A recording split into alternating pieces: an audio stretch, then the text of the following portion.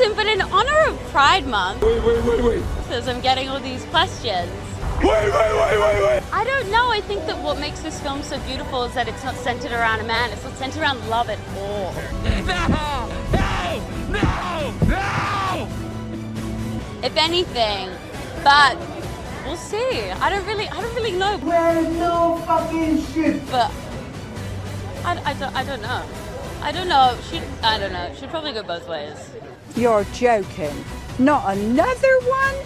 Oh, for God's sake, I can't stand this. There's too much politics going on at the moment. Why does she need to do it?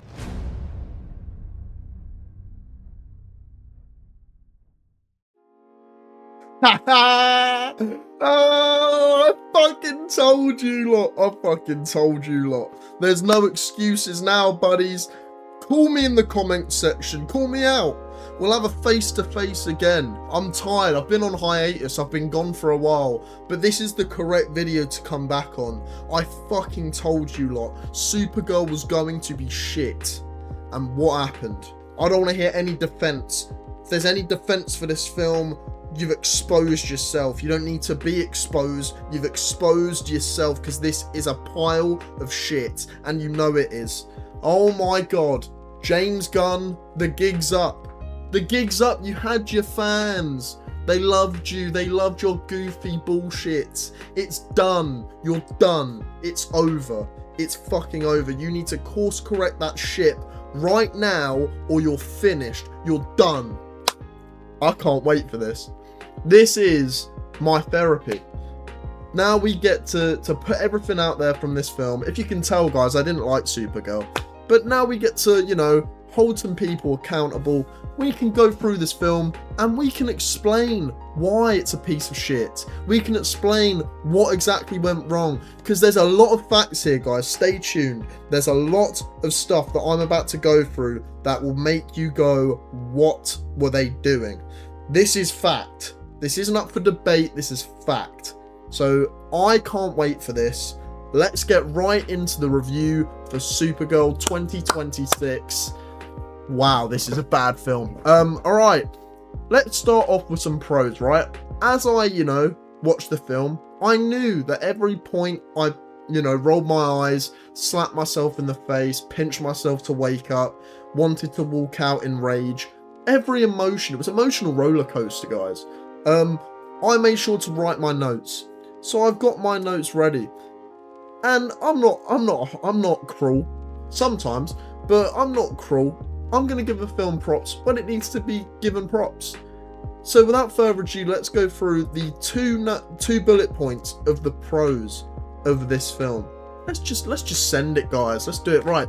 So the first pro, going into the film, we watched the trailers, mid-ass trailers, let's be real, and you can't say anything now. Wait for the film. Wait for the film. I waited for the film, mate. It was rubbish. Jason Momoa is good, but is not as good as everyone is making out. This is just true. As the role, everyone fan cast him. I'd never really gone into the Lobo character. I didn't know much, but everyone and their nan online said that Jason Momoa is the perfect casting for Lobo. I'm a Jason Momoa fan. I think when applied correctly in a film like Aquaman, he's really, really good. In a film like Dune, he serves his purpose well. I think here he's good, but I thought if he was reined back a little bit, just reined back a little bit, the Momoaisms were a bit too prevalent for me. At times you do just see Jason Momoa not even really trying, just being himself. And from my understanding, the character's a little bit more serious than that, which is surprising because Momoa said he's been a fan of the comics and the lore of Lobo forever. So you'd think he'd know that. At times he was just being Aquaman as Lobo. He's got to learn when to reel it in a bit. Other than that, he was fine. Everyone's gassing him up because the rest of this film is that shit. I've seen some reviews where people are like, Momoa was born to play Lobo. I guess. Yeah, was he? I don't know. He wasn't amazing, was he? That's one good point. Second good point. And now this is where I give Superman credit. Guys, I will say it how it is. I don't know how many times I will say it, but I'll keep repeating it on this channel. When I get something wrong, I'll call myself out. And I haven't here, but I'm just saying, I'm being honest. This film sells you on David Cornsweet's Superman. By the way, this will be spoilers. You know he's in all over the trailers because they were desperate for views and they knew the film was shit, so they shoved him in the trailers. So it's not a spoiler, but there will be a lot of spoilers in this review, so there's your warning. David Cornsweet is Superman. I just needed to adjust from Henry Cavill. I love my boy Henry Cavill. That is my Superman. It's been a while since anyone's made the world this nervous.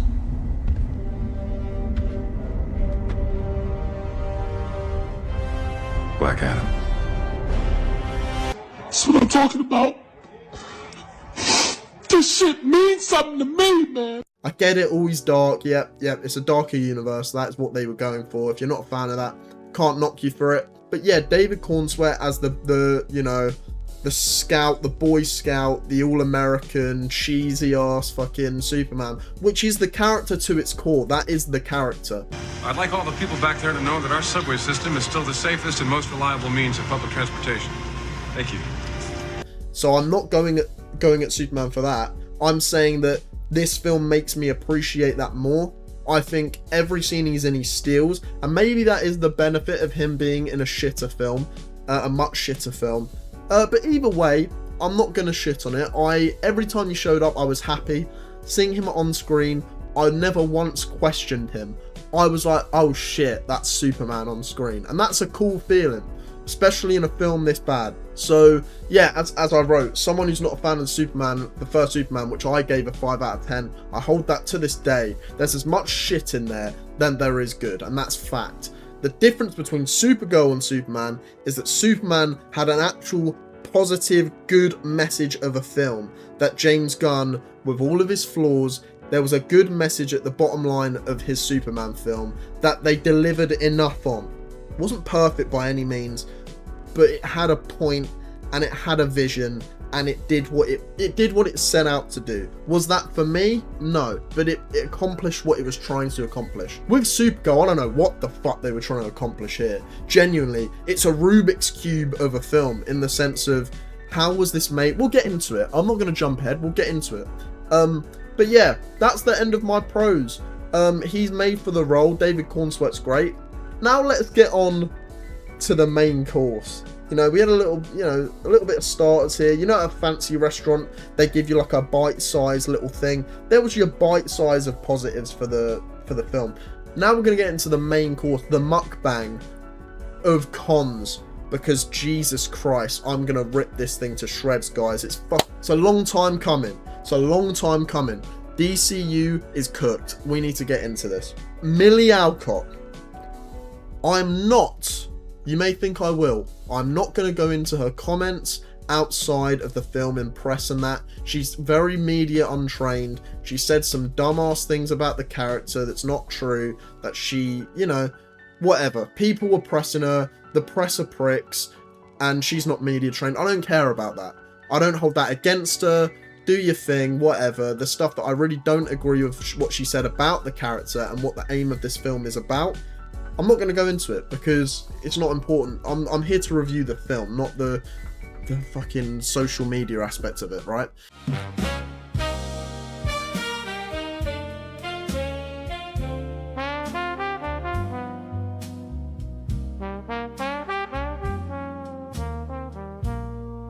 So, everyone else, from what I've seen, is praising Millie Alcock as a standout. She is built to play Supergirl. She is, you know, she's made for Supergirl. She smashes it. She's the shining light of the film. What the fuck are you watching? She did fine, I guess, but what? There's emotional scenes, and I wrote this down.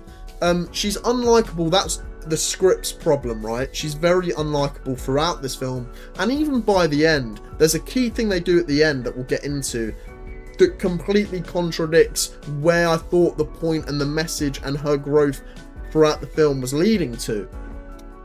You know, if you've seen the film, I think they made a horrible decision at the end. She's fine, but let's just say the whole plot of this film, guys, is that Krypto gets shot with this poison dart. He's gonna die. We're gonna emotionally manipulate you with this dog, and we're gonna send Supergirl and this random ass annoying kid on a mission together. That's the plot. Was treated very lazily. We'll get into that. That's not even a word, by the way, but this film deserves that.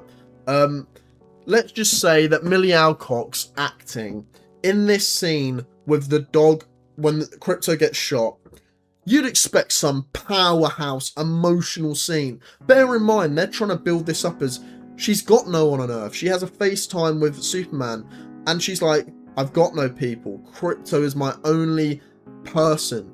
From where I grew up, or from my dead fucking family and home, Krypton exploded, and then they escaped onto this one city with a force field. Krypto is the only thing she has. So when he gets shot and is dying, I expect this fucking emotional powerhouse. Think back to another James Gunn project. I know this isn't directed by James Gunn. We'll talk about that as well. Think back to Rocket Raccoon when he's on the table spazzing out and they're sent on a mission to save him. Think to Chris Pratt's acting in that scene. You can mock Chris Pratt all you want. Is he oversaturated in Hollywood at the moment? Probably a bit. He can act, and I believe the emotion and the pain as Rocket was there about to die. Come on. Quill. No! No! Quill. No! Quill. I'm not gonna lose him. He's gone. I'm not letting him go! Millie Alcock here is it's like if I dropped a slice of pizza on the floor. It's like, I'm gonna save you. It's mid. You're mid. The performance was mid. So yeah, everyone gassing her up. Good for you. I don't know what film you watch. Let's get on to the biggest issue of this film. The film's biggest issue. The script. Oh my god. This script is so bad. I'm really concerned, guys. We'll get into the writer of this script, but this script is unbelievably mid. Just scroll down on my notes. This script is so bad. Yeah, I wrote down, this was me bored in the cinema. The script is a pile of poo with someone throwing up on top of that poo, then pissing on that. That is the script here, and I'm not joking. This sounds harsh. You need to be harsh. It's tough love because I want DC to succeed. It will not succeed with this writer. Oh my god. So let's get on to that. The writer of this script. Anna Nagaria wrote one of the worst scripts for the superhero genre I've seen in recent years. This is comparable to Quantumania. I shit you not. I'm not joking. It's that bad. I couldn't tell you a great decision she made. I really couldn't. And that goes from characters, the structure of the plot, certain sequences that you see that you should probably see before certain events, and we'll get into that too. I can't believe this. And James Gunn is a dumbass because he said moving forward, this was his words about when he first took over DC. He said, unless the script is great and finished, we're not gonna move ahead with the film. Why the fuck you lying? Why you always lying? Oh my god, stop fucking lying. It's gotta be rage bait at this point. Are you listening to me? How can you with good heart release this film? This is gonna be another Justice League. There must be some massive scandal behind the scenes that we don't know about yet. There must be. I can't believe there isn't. How can this be released as your second film in your DCU project? Bear in mind their slate is fucked. I think 3 projects have already been cancelled. This film has gone to pot. Superman's the only shining light because I'm in the minority. Majority loved Superman. It's their only shining light. Peacemaker lost a lot of fans. Creature Commandos was good. I actually liked it. It's my favourite thing the DCU's done. But you can't start your first DCU project as an animated cartoon of these Z-list characters. You can't do that. That's not intelligent, is it? I can't believe that he allowed this film to be released in this state. It's insane to me. It's insane. Let's see what else I put, because I'm all over the place right now. Yeah, I'll talk more about the DCU and the future of the DCU at the end, because I really think they're in trouble. Genuinely, all jokes aside now, I can boast about this film being bad because I knew it would be, and a lot of you question me. A lot of people question me, and not just on YouTube. I was in Instagram comment sections and all that. You know, the classic argument comment section. And yeah, a lot of people call me dumb, stupid for having the opinion that this film looked shit. Out of what? Bias, I guess? I want the films to be good too. Doesn't mean you're not allowed to use your brain. Please, use your brain cells, guys. This trailer was shit. And yeah, whatever. This film was shit. I briefly talked about the structure. I can't believe this is the shining example I'll use, because this fucked me right off. They show Krypto getting shot. I don't give a shit. Krypto is being a crutch of this fucking universe. Let's just say I don't think there's a coincidence that James Gunn changed the design of Krypto to suit his actual own personal dog. James Gunn's dog is now the breed of Krypto, not the Labrador from the comics. That just shows you, you know, his priorities. And I don't care about that. It's not a big deal, but it's a bit symbolic, isn't it? I will say that the biggest fucking tell that Anna Nagaria should not be writing scripts. How do you show Krypto getting shot before showing me the flashback of Supergirl's past and her bond with Krypto, which we get slimmingly. We get the thinnest, most paper-thin backstory with Supergirl and Krypto. It's nowhere near enough. But what you do is, here's a fucking mind-breaking idea, guys. How about we open the film with her on Krypton and on her home city that survived, whatever it's called. How about we open with that? That way we see where she once was, because we've already seen her drunk at the end of Superman. Imagine the opening where it's, oh shit, she's happy, she's living life, this is what she had to go through. You're building Krypton, you're building the bond, you're making me care more about her and Krypto, rather than just banking on me being someone in the cinema, which there always are, and it fucked me right off. The people sat right behind me as soon as Krypto got shot, and at the end of the film, clapping because this dog survived, because I assume they're dog fans. Fuck me, is it that easy? Is it seriously that easy? Really? You're not gonna try? James Gunn banks on people like that to cheer like mindless seals when a dog gets saved, because dogs are the easiest way to the majority of the public's hearts. It's crazy people don't see how lazy that is. And this dog gets shot and I don't care. I don't care at all. Can you blame me? There's the character work. It all comes after he's been shot in brief flashbacks, and it's nowhere near enough stuff anyway. See, the structure of that makes no sense to me, and please tell me if you disagree. If you disagree, get help. No, tell me why you disagree. But yeah, that is that. The structuring and Anna Nagaria is a serious issue. This script was poo.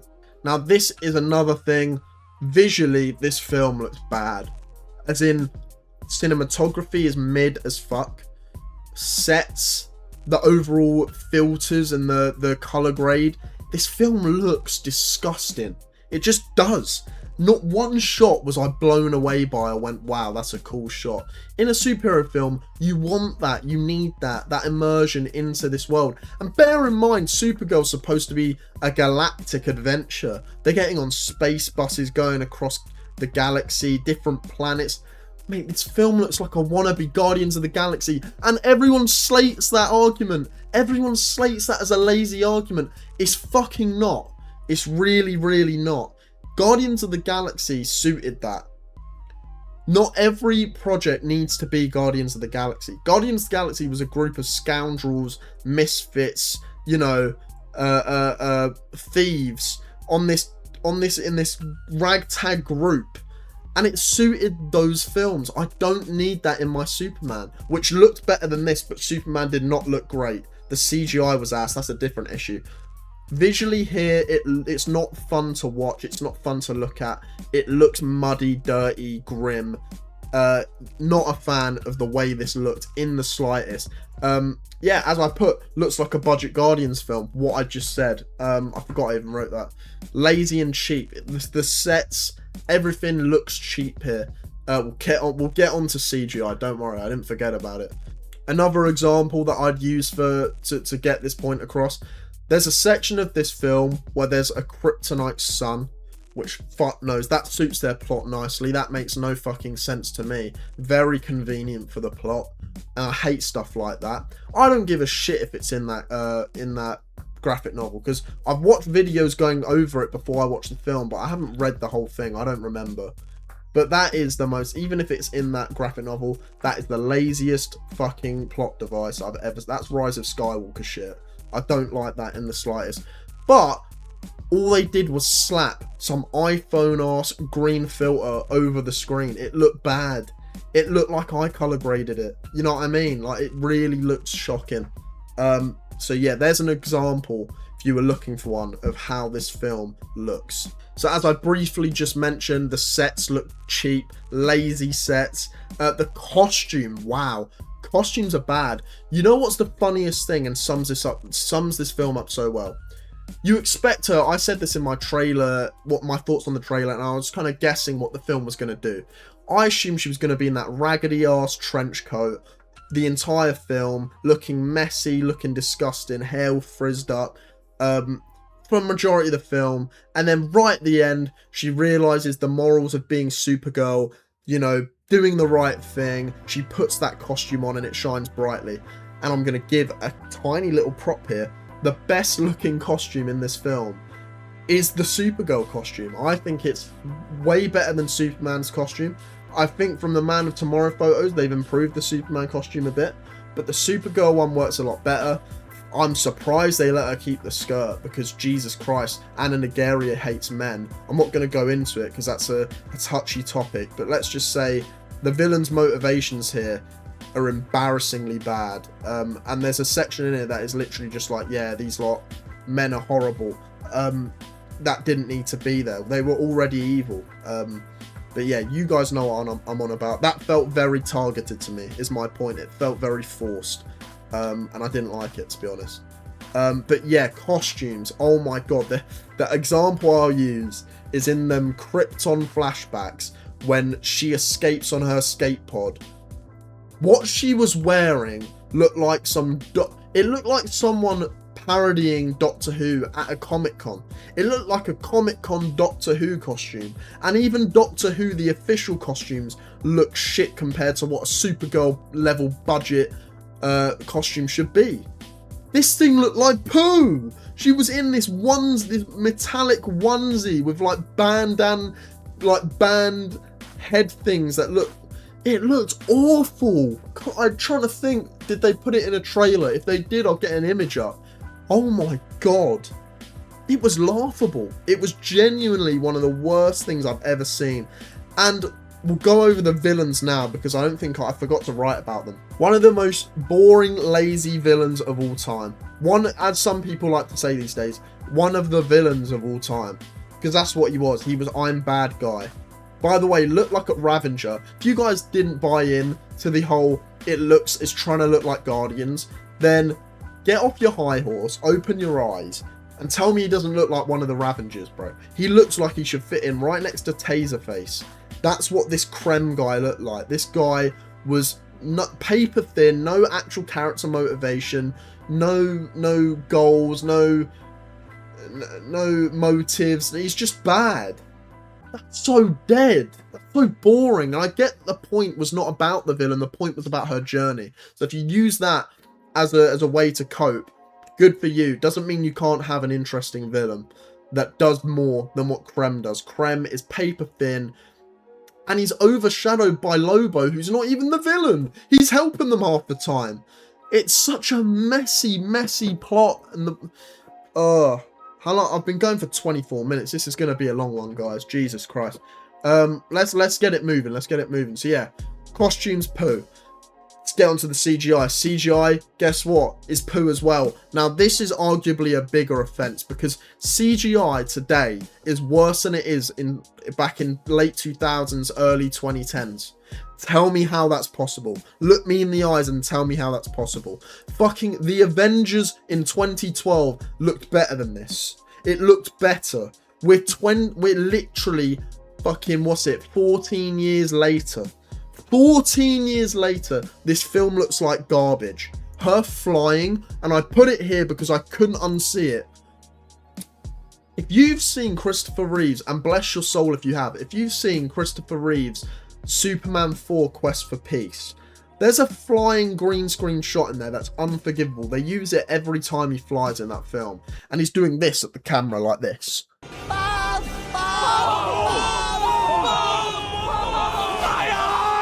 It's the worst thing I've ever seen. They recreate it in 2026 here with Supergirl.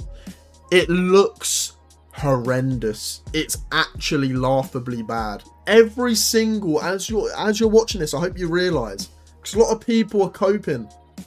If you watch Angry Joe at the Angry Joe channel, he's a big Superman fan, much bigger than me. You can tell this film broke him. He's trying to cope. He's trying to say this is good, this is fine, it's not that bad.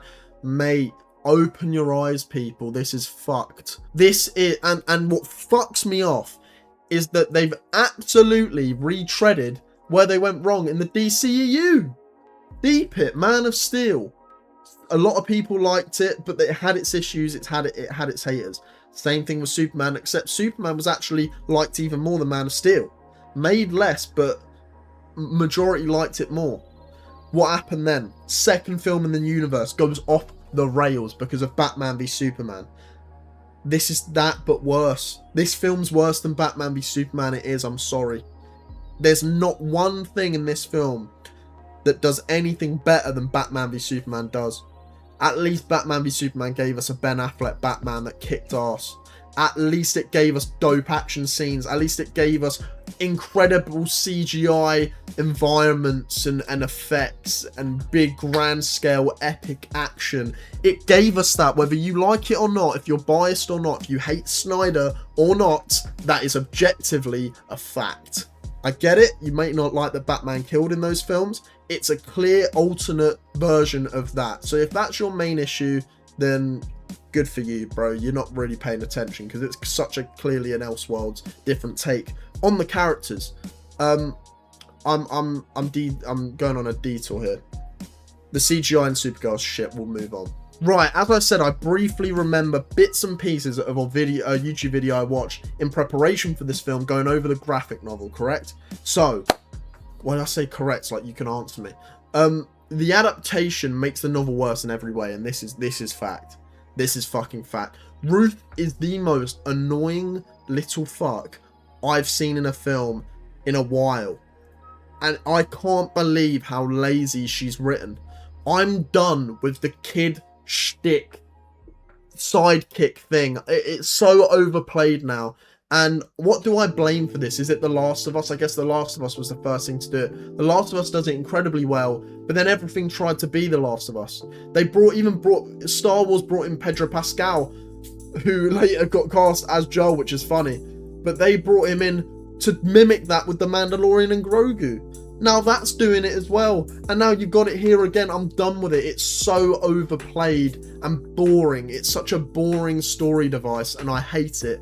And if you're gonna do it, you've got to have chemistry between your lead actress and your side character. There's no chemistry between Millie Alcott and this kid. None. Didn't care for them at all. There was no bond. I didn't feel such a forced bond. If you can't play some shitty emotional music, have them like hug each other and expect me to give a fuck.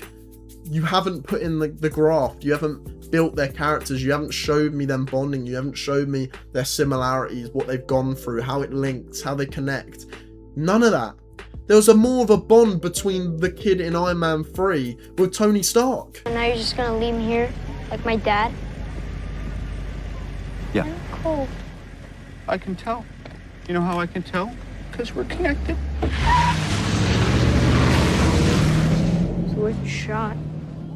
And they play that as just a sequence in the second act of the film. There's a bigger bond there than what this film banks on for the whole film. It's crazy, guys. It's crazy. Now, I've gone over it. This will be very brief because I've already talked about it. I despise Krypto in the DCU. I fucking despise him. He's the crux of every film, both films so far. He's honestly the main character. He is literally, this film centers around him. And he's such a fake character, banking on the fact that audiences love dogs. You're not getting me, son. I'm not that easy.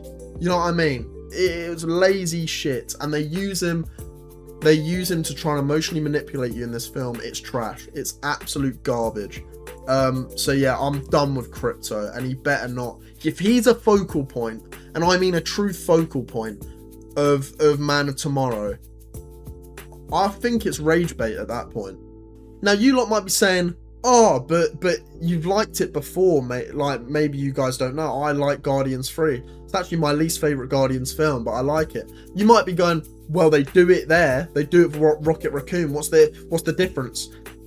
There isn't one, except, Guardians 3 is very emotionally manipulative.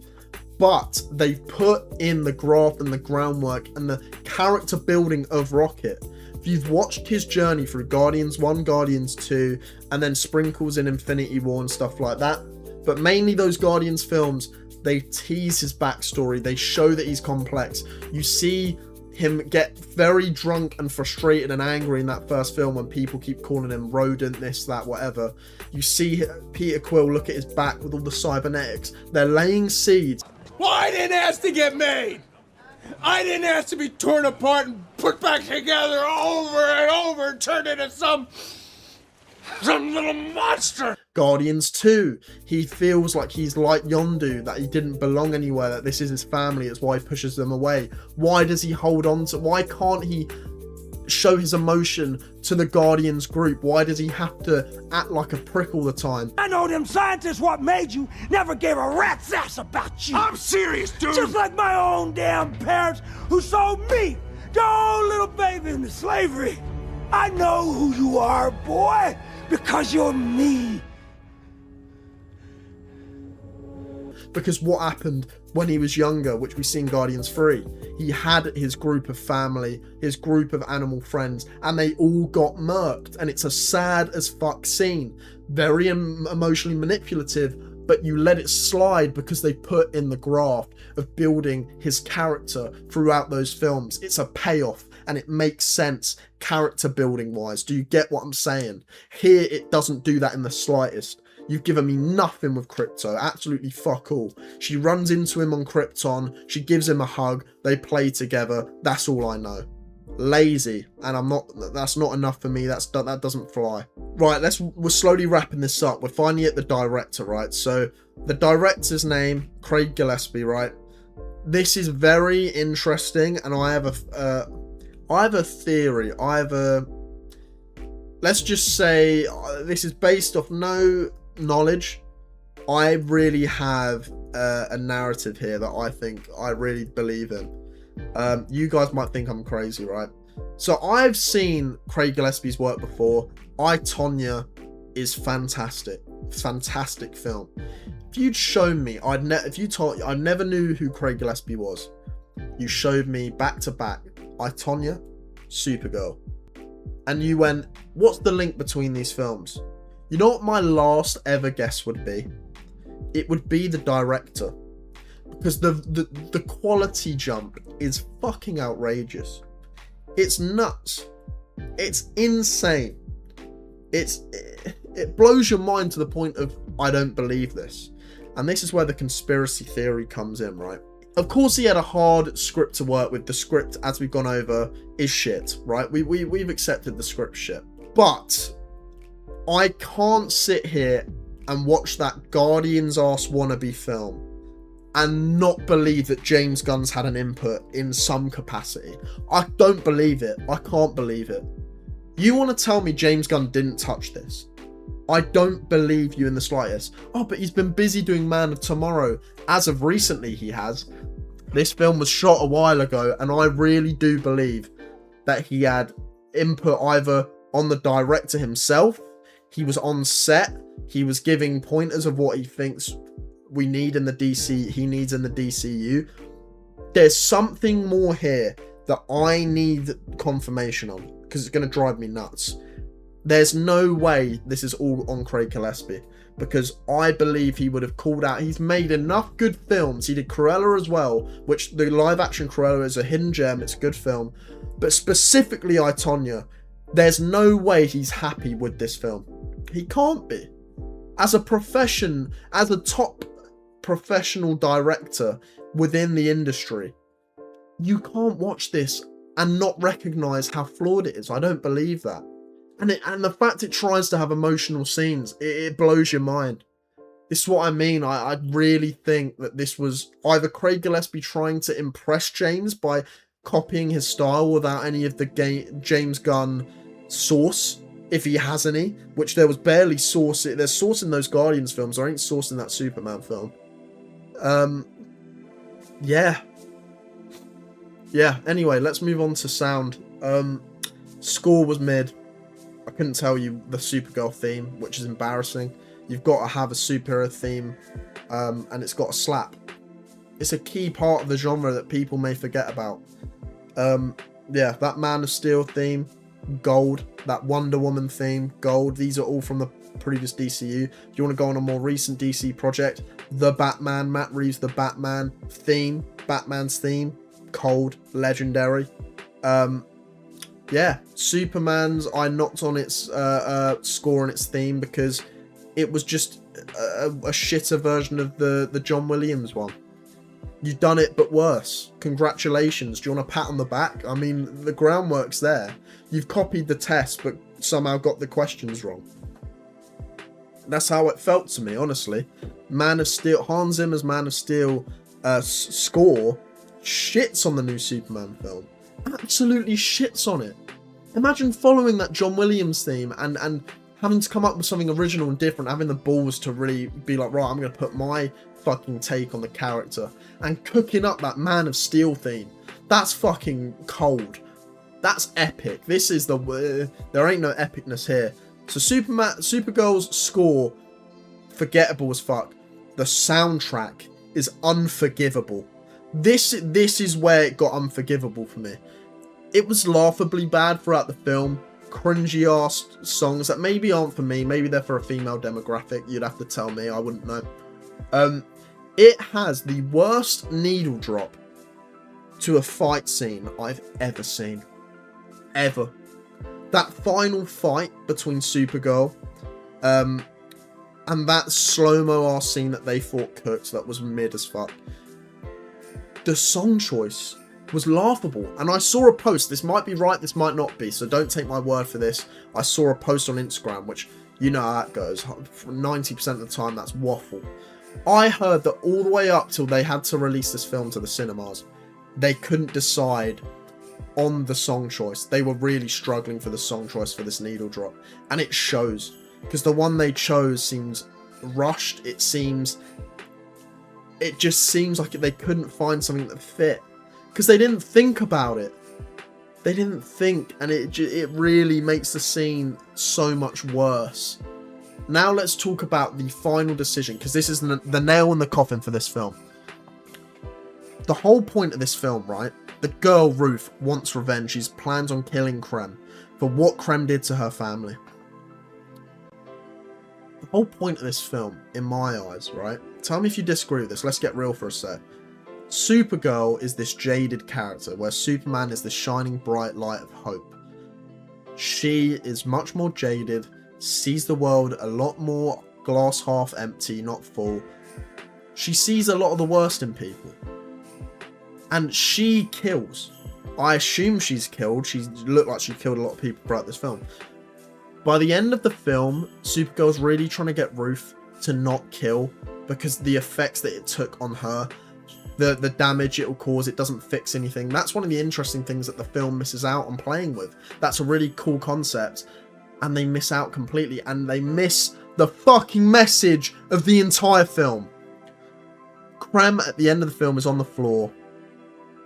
Supergirl convinces Ruth to not kill, and Supergirl goes back and stabs him. Wow. You've got the entire message of your film wrong. What's going on? Doctor? I'm done. Cut the show. I'm done. Take me off. Take me off. Cut the show. You fucked it. I'm not angry. I'm just disappointed. But I'm not surprised. I can't believe it's the nail in the coffin of Anna Nagaria's career, as it should be. I'm gonna get on to Anna Nagaria in a sec. That should be the end of her career. A nail in the coffin. I can't believe that decision. Goes against the entire message of the film in my eyes. Completely misses on a good message of character progression. Supergirl finding the hope, finally becoming the hero. Nope. That was the wrong ending for her in my eyes. In my eyes. You might disagree. Cool, go fuck yourself. I couldn't believe they did that. Guys, Anna Nagaria is set to fucking let's hope not, fingers crossed, to write the Wonder Woman film. If she writes that film, it's done. Reboot it now. Stop now. Leave it for 10 years. We need a 10-year break. I'll be fucking fat. I'll have a family by the time we get a good DCU, because it's done. If she does Wonder Woman, we're cooked. We're cooked. She can't write. And a lot of people say, oh, you can't do this, you can't write, you're this, you're shit, da-da-da-da-da. She's shit. Keep her away from the writing. Ban her from pens. Ban her from keyboard typing. Let's put a restraining order on her and a laptop for at least 100 years. Get out of here. Leave. We don't need you here. We don't want you here. You can't write. Get out of here. You're not doing it. We're not having it. You can't ruin this film and then ruin Wonder Woman, a character who actually matters. Supergirl's relatively small. Wonder Woman is a pillar. She's part of the Trinity. It's Batman, Superman, and Wonder Woman. They're the three. You can't fuck that up. You'll fuck off a lot of people, especially off the back of a surprisingly fantastic Gal Gadot Wonder Woman film back in 2017. You can't go backwards, and if you do, you're fucked. Your universe is finished. I am, at the same time as being extremely satisfied with people finally understanding why I was so harsh on those trailers, because I knew this, I've foreseen this. This film was gonna be shit, you knew it was. I knew it was, maybe you didn't, I knew it was. So that's where the satisfaction comes in. However, part of me is sad, because there's so many DCU fans out there. People that love Superman to their core, and they have to go and watch this. It's embarrassing, and they shouldn't have to. As James Gunn falsely promised, there should be a standard of quality here. Scripts that cook, scripts that are cold, and thank God they have Clayface, because I have a feeling Clayface is going to bang, and that will give them a lifeline for Man of Tomorrow. They need Man of Tomorrow to cook, which I'm worried for, because James Gunn wrote that in about a month. So fuck knows if that's going to be good. Seems like they're stuffing a lot into Man of Tomorrow as well. I'm worried about that, but Clayface should be good. But guys, this film sucks. This is a horrible film. One of the worst comic book films in recent years. I give this a 3 out of 10. Boom, right there on the screen. 3 out of 10. I want it to sink into your eyes. 3 out of 10. This film is garbage. It's bad. It's really bad. Yeah. That's all I got to say, guys. It's been a long one. This felt like therapy. I need to get that off my chest. Now, I did a double feature with my cousin. We watched Supergirl, then we went and watched Toy Story 5. Toy Story 5, thank God I chose that to watch last, because that was an actual film that was fantastic, and I'll give a review for that. But I'm going to edit this one and get this out first, guys. It's been a while. This is quite a long one. I hope you enjoy. I hope people click on this. Because there was a lot I needed to get off my chest there, and there's a lot of good points there. Let's hold out prayers for the future of the DCU. James Gunn, wake up. Message to you. You're not going to watch this, but message to you. Wake up. It's time to wake up. Sort your shit out. Fire Anna Nagaria. Get your shit together. For the sake of DCU fans across the world, please. Thank you very much for watching, guys. Hope you enjoyed, and I'll see you in the next video. Bye, guys.